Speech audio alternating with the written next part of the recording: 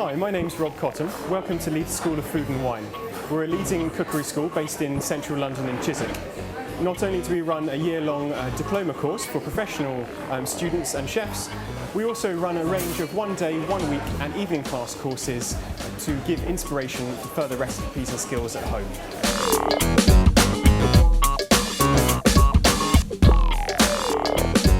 I'm going to show you how to make ginger butter.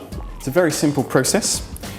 Flavoured butters are really versatile and can be used in many situations. They can also be made well in advance and stored for up to a week in the fridge or a couple of months in the freezer. It's really important to have room temperature butter, as this is much easier to work with, really nice and soft. Remember to use strong flavouring ingredients with it, as you're only going to use a small amount of the butter. It also means it can go a little bit further when you come to use it.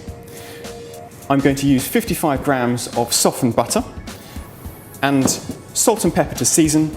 I'm also going to peel the outside of the ginger and grate it really finely on a grater to make sure I get the most flavour out of it and no large chunks in there either. The easiest way of peeling the outside of the ginger, having minimal loss, is to use a teaspoon to scrape the outside off.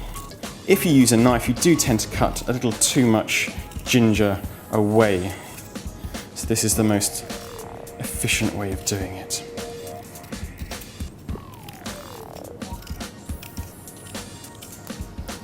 If you do come across any little knots in the ginger, just cut these off, as they're difficult to cut around, especially at the ends.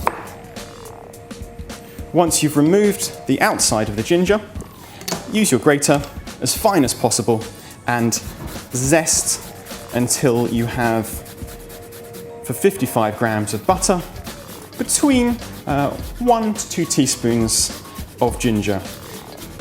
If you can't get hold of fresh ginger, about half a teaspoon to 1 teaspoon of ground ginger should work perfectly well as a substitute.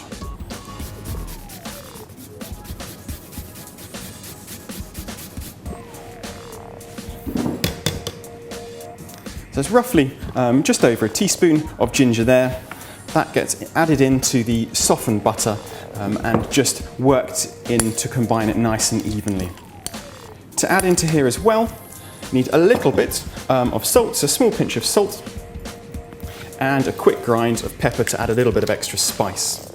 If you wanted to make this into a sweet butter, you could add to the 55 grams of butter 30 to 55 grams of icing sugar, and don't add in the salt or pepper.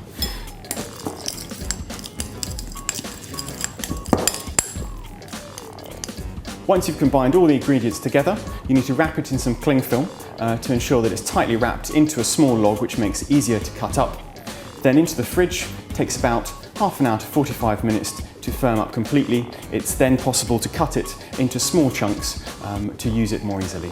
And that's how you make ginger butter.